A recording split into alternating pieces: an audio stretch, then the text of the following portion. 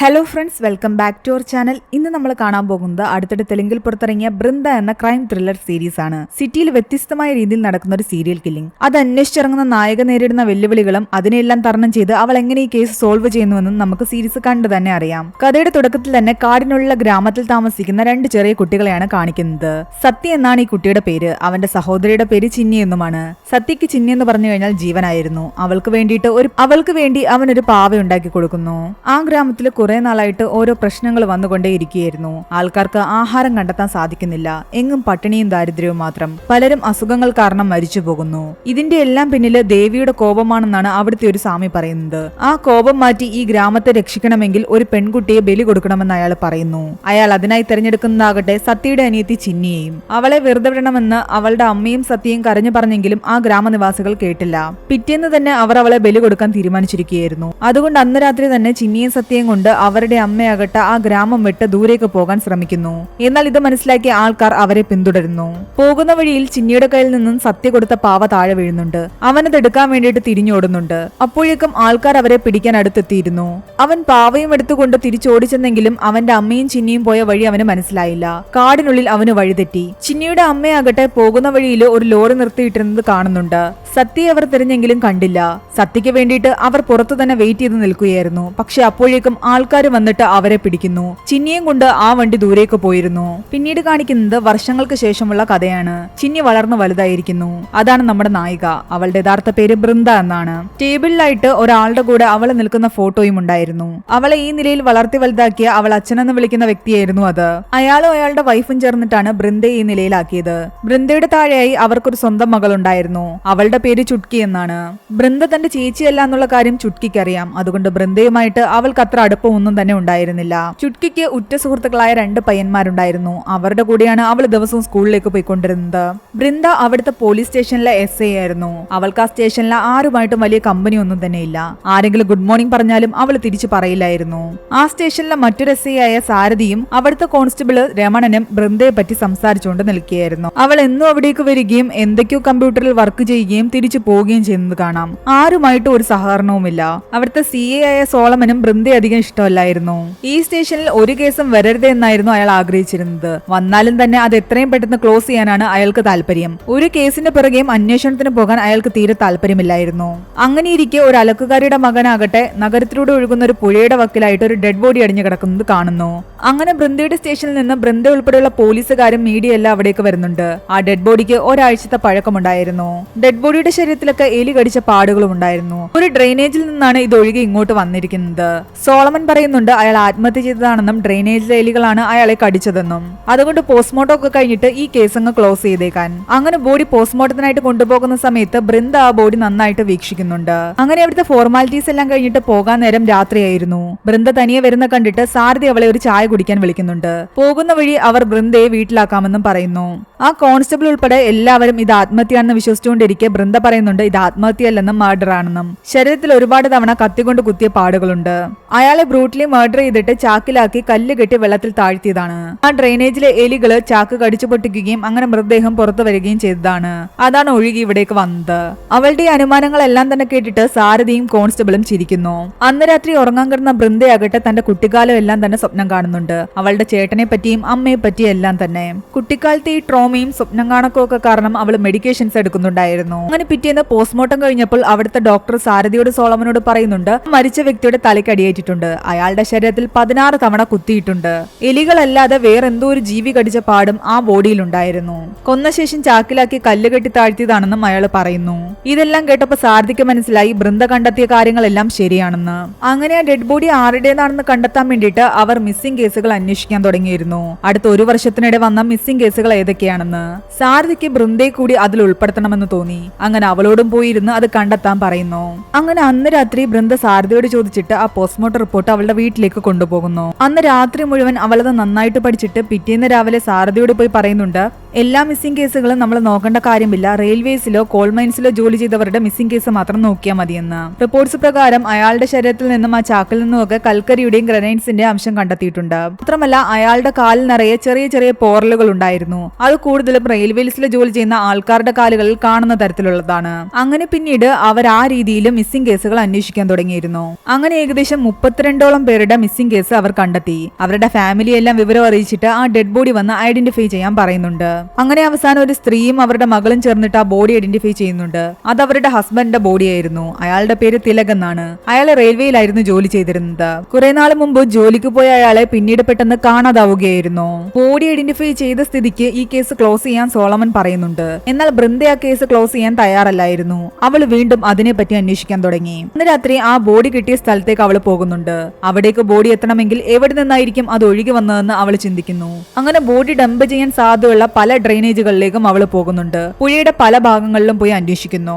അങ്ങനെ ഒരിടത്തു നിന്നും അവൾക്ക് വലിയൊരു പക്ഷിയുടെ തൂവല് കിട്ടുന്നുണ്ട്. ആ തൂവല് വെച്ചിട്ട് അവൾ ഗൂഗിൾ സെർച്ച് ചെയ്യുമ്പോൾ അതൊരു വ്യത്യസ്ത ഇനം പക്ഷിയായിരുന്നു. അതിന്റെ പേര് കാത്തരസ് തമോ എന്നായിരുന്നു.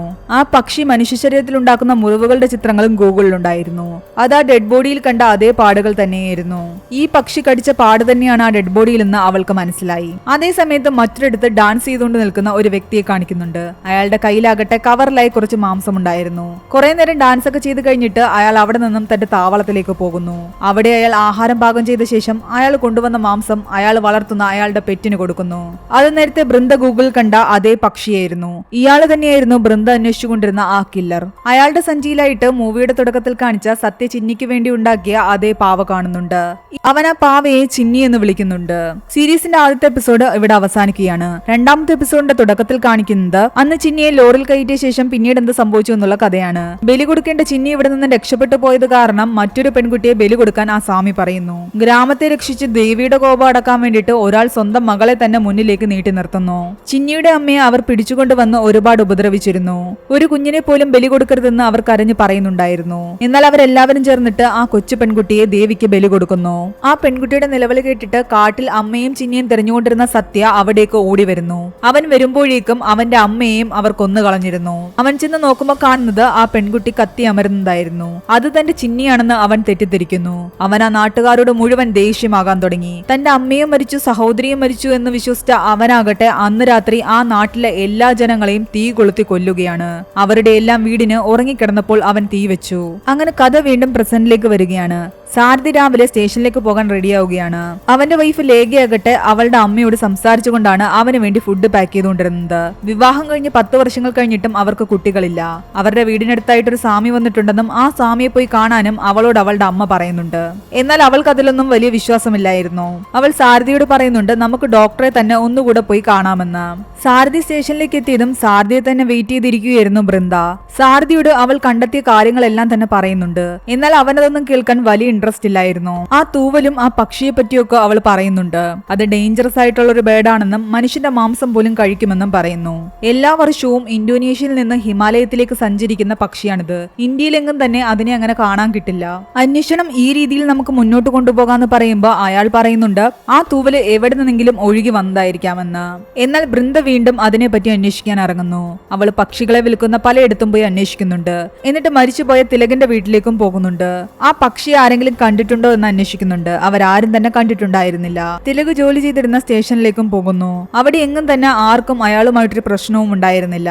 സീൻ എവിടുന്ന് കട്ടായിട്ട് ചുട്കിയാണ് കാണിക്കുന്നത്. അവളും അവളുടെ ഫ്രണ്ട്സും ചേർന്ന് സംസാരിച്ചുകൊണ്ട് നിൽക്കുകയാണ്. അതിലൊരു പയ്യനാകട്ടെ കഞ്ചാവ് എടുത്ത് വലിക്കുന്നത് കാണിക്കുന്നു. അവളോട് വേണോന്ന് ചോദിക്കുകയും ചെയ്യുന്നുണ്ട്. എനിക്ക് വേണ്ടാന്ന് പറയുമ്പോൾ നിന്റെ ചേച്ചിയെ നിനക്ക് പേടിയാണോന്ന് അവൻ ചോദിക്കുന്നു.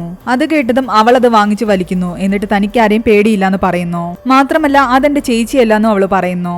അന്ന് അവള് വീട്ടിൽ താമസിച്ചു വന്നതിന് അവളെ അമ്മ വഴക്ക് പറയുന്നുണ്ട്. നിന്റെ കണ്ണൊക്കെ എന്താ ചുവന്നിരിക്കുന്നതെന്ന് ചോദിക്കുന്നു. അമ്മ എന്നോട് കൂടുതൽ സ്നേഹം കാണിക്കേണ്ടതെന്നും അതൊക്കെ ചേച്ചിയോട് കാണിച്ചാൽ മതിയെന്നും പറഞ്ഞിട്ട് അവള് ദേഷ്യത്തോടെ അവിടെ നിന്നും പോകുന്നു. അടുത്ത സീനിൽ കാണിക്കുന്നത് ആ കില്ലറിനെയാണ്. അയാൾ ഒരിടത്ത് നിന്നും ആഹാരം വാങ്ങാൻ നിൽക്കുമ്പോൾ അവിടെ ഇരുന്ന് ഭാവി പറയുന്ന ഒരാളാകട്ടെ അയാളെ വിളിക്കുന്നുണ്ട്. തത്തയെ കൊണ്ട് ചീട്ടടിപ്പിച്ചിട്ട് അയാൾ പറയുന്നുണ്ട് ഭദ്രകാളിയെ നിങ്ങൾ പ്രീതിപ്പെടുത്തണമെന്ന്, എല്ലാം ഭഗവതി നോക്കിക്കോളുമെന്ന്. എന്നാൽ ദൈവങ്ങളില്ല എന്ന് ആ കില്ലർ പറയുന്നു. എന്നിട്ട് അയാൾ പോയി ആഹാരം കഴിക്കുന്നു. അതിൽ നിന്നും ചിക്കൻ എല്ലാം മാറ്റി അയാൾ പൊതിഞ്ഞു പോക്കറ്റിലാക്കി വെക്കുന്നുണ്ട്. ആ സമയത്ത് കടക്കാരൻ പറയുന്നുണ്ട് നിങ്ങൾ ചോദിച്ച ബസ് അതാ വന്നുവെന്ന്. അങ്ങനെ കില്ലർ തിരിഞ്ഞു നോക്കുമ്പോ ആ ബസ്സിൽ നിന്നും കുറച്ച് ആൾക്കാർ ഇറങ്ങി പോകുന്നുണ്ട്. ആ ബസ്സിലെ ജീവനക്കാരനെ കില്ലർ തുറിച്ചു തന്നെ നോക്കി നിൽപ്പുണ്ടായിരുന്നു. സീൻ അവിടുന്ന് കെട്ടായിട്ട് വീണ്ടും ബൃന്ദയാണ് കാണിക്കുന്നത്. അവൾ വീണ്ടും തന്റെ കുട്ടിക്കാലത്തെ പറ്റി സ്വപ്നം കാണാൻ തുടങ്ങി. അന്ന് ലോറിയിൽ പെട്ടുപോയ അവളെ ചെക്ക് പോസ്റ്റിൽ വെച്ചിട്ടാണ് ഒരു പോലീസുകാരൻ കാണുന്നത്. ആ ഫോട്ടോയിൽ കണ്ട അവളുടെ വളർത്തച്ഛനായിരുന്നു അത്. അങ്ങനെ സ്റ്റേഷനിലെത്തി ചായ കുടിച്ചുകൊണ്ടിരിക്കെ സാരഥിയോട് ബൃന്ദ പറയുന്നുണ്ട് എവിടെ എന്തോ ഒരു കാര്യം മിസ്സിംഗ് ആണെന്ന്, ഒരു ക്ലൂവും കിട്ടുന്നില്ല എന്ന്. അങ്ങനെ അവൾ കുറെ നേരം ആലോചിച്ചുകൊണ്ടിരുന്നപ്പോഴാണ് ആ ബോഡിയിൽ കില്ലർ 16 തവണ ഒരേ ഇടത്ത് കുത്തിയിട്ടുണ്ട്. അതിനർത്ഥം അയാൾക്ക് നല്ല എക്സ്പീരിയൻസ് ഉണ്ടെന്നാണ്. അയാൾ ഇതിനു മുൻപും ഇതുപോലെ കൊലകൾ ചെയ്തിട്ടുണ്ടാകാം. അതുകൊണ്ട് ഇതേ രീതിയിൽ നടത്തിയ കൊലകൾ ഉണ്ടോ എന്ന് അന്വേഷിക്കാൻ തന്നെ ബൃന്ദ തീരുമാനിക്കുകയാണ്. അവളുടെ കൂടെ സഹായത്തിന് ആരും ഉണ്ടായിരുന്നില്ല. അവൾ ഒറ്റയ്ക്ക് പല സ്റ്റേഷനുകളിലും പോയി ഡീറ്റെയിൽസ് എല്ലാം തന്നെ കളക്ട് ചെയ്യുന്നു. അങ്ങനെ ഒടുവിൽ അവൾ കണ്ടെത്തിയ കാര്യങ്ങളുമായിട്ട് അന്ന് അവൾ സ്റ്റേഷനിലേക്ക് വരികയായിരുന്നു. തിലകിനെ പോലെ തന്നെ 3 ഡെഡ് ബോഡി കൂടി പലയിടത്തു നിന്നും കണ്ടെത്തിയിട്ടുണ്ട്. ഇതെല്ലാം ഒരേ പാറ്റേണിൽ തന്നെയാണ് കൊന്നിരിക്കുന്നത്. എന്നാൽ ക്ലോസ് ചെയ്യാൻ പറഞ്ഞ ആ കേസ് അവൾ വീണ്ടും അന്വേഷിക്കുന്നത് കണ്ട് സോളമൻ അവളെ ഒരുപാട് വഴക്ക് പറയുന്നുണ്ട്. ഇതിന്റെ പിന്നാലെ ഇനി ഇറങ്ങി തിരിക്കണ്ടെന്നും പറയുന്നു. ദേഷ്യം വന്ന അവളാകട്ടെ സോളമൻ ബാത്റൂമിലേക്ക് കയറിയതും ലൈറ്റ് ഓഫ് ആക്കിയിട്ട് പുറത്തു നിന്നും പൂട്ടുന്നുണ്ട്. അയാൾ അകത്തു നിന്ന് നിലവിളിക്കുകയായിരുന്നു അവിടെയെല്ലാം പാറ്റകളാണെന്ന് പറഞ്ഞിട്ട്. എന്നാൽ അവൾ തുറക്കാൻ കൂട്ടാക്കിയില്ല. അവസാനം സാരഥി വന്ന് അവളെ ഒരു രീതിയിൽ പറഞ്ഞു മനസ്സിലാക്കുന്നു. എന്നിട്ട് ആ ഡോർ തുറക്കുന്നുണ്ട്. സോളമനോട് പറയുന്നുണ്ട് അറിയാതെ ജാം ആയി പോയതാണെന്ന്. സീൻ അവിടുന്ന് കട്ടായിട്ട് ആ കില്ലറിനെ വീണ്ടും കാണിക്കുന്നുണ്ട്. അയാൾ ഒരു പാർക്കിൽ ഒരു കുട്ടിയെ തന്നെ നോക്കിയിരിക്കുകയാണ്. ആ കുട്ടിക്ക് അയാൾ ഒരു കളിപ്പാട്ടം കൊണ്ടു കൊടുക്കുന്നുണ്ട്. എന്നിട്ട് നിന്റെ അച്ഛനെ നിനക്ക് ഇഷ്ടമാണെന്ന് ചോദിക്കുന്നു. ഒരുപാട് ഇഷ്ടമാണെന്ന് ആ കുട്ടി പറയുന്നു. അയാൾ തിരിച്ചു പറയുന്നുണ്ട് നിന്റെ അച്ഛൻ ഒരു ദിവസം തിരികെ വന്നില്ലെങ്കിലും നീ നന്നായിട്ട് പഠിക്കണമെന്നും ഒരിക്കലും വിഷമിക്കാൻ പാടില്ല എന്നും. അത്രയും പറഞ്ഞു കഴിയുമ്പോഴേക്കും ആ കുട്ടിയുടെ അച്ഛൻ അവിടേക്ക് വരുന്നുണ്ടായിരുന്നു. നേരത്തെ കില്ലർ നോട്ടമിട്ട് വെച്ചിരുന്ന അതേ ബസ്സിലെ ജീവനക്കാരൻ. അയാൾ അവിടേക്ക് വന്നതും കില്ലർ അവിടെ നിന്നും കടന്നു കളയുന്നു. അന്ന് രാത്രി കേസിന്റെ പുതിയ ഡീറ്റെയിൽസ് ഒന്നും തന്നെ കിട്ടാത്ത കാരണം ജോഗിങ്ങിന് ഇറങ്ങി തിരിച്ച ബൃന്ദ അവിടെ ഐസ്ക്രീം വിറ്റുകൊണ്ടിരുന്ന ഒരാളെ കാണുമ്പോൾ പെട്ടെന്ന് ഒരു കാര്യം ഓർക്കുന്നു. ആ ഐസ്ക്രീംകാരന്റെ തല മൊട്ടയടിച്ചിട്ടുണ്ടായിരുന്നു. അവൾ കണ്ടെത്തിയ ഒരേ പാറ്റേണിൽ മരണപ്പെട്ട 3 ഡെഡ് ബോഡീസിന്റെ തലയും ഇതുപോലെ മൊട്ടയടിച്ചിട്ടുണ്ടായിരുന്നു. അന്ന് രാത്രി മുഴുവൻ അവൾ അതെല്ലാം പഠിച്ച ശേഷം പിറ്റേന്ന് സാരഥിയോട് കാര്യങ്ങൾ പറയുന്നുണ്ട്. തിലകിന്റെ പാറ്റേണിൽ കൊല്ലപ്പെട്ട 3 പേരെ ഞാൻ കണ്ടെത്തിയിരുന്നു. ഒരാളുടെ പേര് രാംബാബു എന്നാണ്. രണ്ടാമത്തെ ആള് ഫെർണാണ്ടസ്, മൂന്നാമത്തെ ആള് മോഹ്സിൻ. ഇവരുടെ എല്ലാം ശരീരത്തിൽ ഒരേയിടത്ത് തന്നെ പലതവണ കുത്തേറ്റിട്ടുണ്ട്. മാത്രമല്ല ബേഡ് കടിച്ച പാടുമുണ്ട്. എല്ലാവരെയും കണ്ടെത്തിയിരിക്കുന്നത് ഡ്രെയിനേജിൽ നിന്നാണ്. എല്ലാവരുടെയും തല മൊട്ടയടിച്ചിട്ടുമുണ്ട്. ഇതൊരു സീരിയൽ കില്ലിംഗ് തന്നെയാണ്. താൻ ഒറ്റയൊരാൾ വിചാരിച്ചപ്പോൾ 3 പേരെ കണ്ടെത്താൻ കഴിഞ്ഞു. നമ്മൾ എല്ലാവരും വിചാരിക്കുകയാണെങ്കിൽ ഇതുപോലത്തെ ഒരുപാട് കേസുകൾ കണ്ടെത്താൻ കഴിയും. അതുകൊണ്ട് നമ്മുടെ ഡിപ്പാർട്ട്മെന്റ് ഇത് സീരിയസ് ആയിട്ട് എടുക്കണമെന്ന് അവൾ പറയുന്നു. അങ്ങനെ സാരഥിയും ബൃന്ദയും ചേർന്നിട്ട് ഇത് സോളമന്റെ മുൻപിൽ അവതരിപ്പിക്കുന്നു. സോളമൻ റിപ്പോർട്ടുമായിട്ട് നേരെ ACP കാണാൻ പോകുന്നുണ്ട്. കാര്യത്തിന്റെ ഗൗരവം മനസ്സിലാക്കി ACP ആകട്ടെ ഒരു ടീം ഫോം ചെയ്യാൻ തീരുമാനിക്കുകയാണ്. സ്റ്റേറ്റ് ഇൻവെസ്റ്റിഗേഷൻ ടീമിലേക്ക് അയാൾ സോളമനെയും സാരഥിയുമാണ് സെലക്ട് ചെയ്യുന്നത്. ബൃന്ദയാണ് ഈ അന്വേഷണം എല്ലാം നടത്തിയതെന്ന് സോളമൻ മറച്ചുവെച്ചു. ബൃന്ദയെ കേസിൽ ഉൾപ്പെടുത്താതിരുന്നത് സാരഥിക്ക് ശരിക്കും വിഷമമായി. സീൻ അവിടുന്ന് കട്ടായിട്ട് പിന്നീട് കാണിക്കുന്നത് അന്ന് രാത്രി ആ കില്ലർ ആർക്കോ വേണ്ടി വെയിറ്റ് ചെയ്തിരിക്കുന്നതാണ്. അയാളുടെ കയ്യിൽ ഒരു കമ്പിയും ഉണ്ടായിരുന്നു. അന്ന് രാത്രി ജോലി കഴിഞ്ഞ് ആ ബസ് ജീവനക്കാരൻ തിരിച്ചു വരുമ്പോൾ കില്ലർ അയാളുടെ മുൻപിൽ അഭിനയിക്കുന്നു. തന്റെ കൈ വയ്യാന്നും ഈ ഇരിക്കുന്ന പെട്ടി വണ്ടിയിലേക്കൊന്ന് എടുത്തു വെച്ച് തരുമോ എന്നും ചോദിക്കുന്നു. അയാൾ സഹായിക്കാമെന്ന് പറഞ്ഞിട്ട് പെട്ടി ഉള്ളിലേക്ക് വെക്കാൻ നേരത്ത് അയാളെ ബാക്കിലൂടെ വന്നിട്ട് കില്ലർ ആക്രമിക്കുന്നു. എന്നിട്ട് അയാളെ എടുത്ത് ആ വണ്ടിയിലിട്ട് അവിടെ നിന്നും പോകുന്നു. സീരീസിന്റെ 2ാമത്തെ എപ്പിസോഡ് ഇവിടെയാണ് അവസാനിക്കുന്നത്. ബാക്കി സ്റ്റോറി അടുത്ത വീഡിയോ ആയിട്ട് നമ്മൾ ഉടനെ തന്നെ അപ്ലോഡ് ചെയ്യുന്നതായിരിക്കും. ഇതുവരെയുള്ള എക്സ്പ്ലനേഷൻ ഇഷ്ടപ്പെട്ടെങ്കിൽ ഈ വീഡിയോ ലൈക്ക് ചെയ്യാനും ചാനൽ സബ്സ്ക്രൈബ് ചെയ്യാനും മറക്കണ്ട.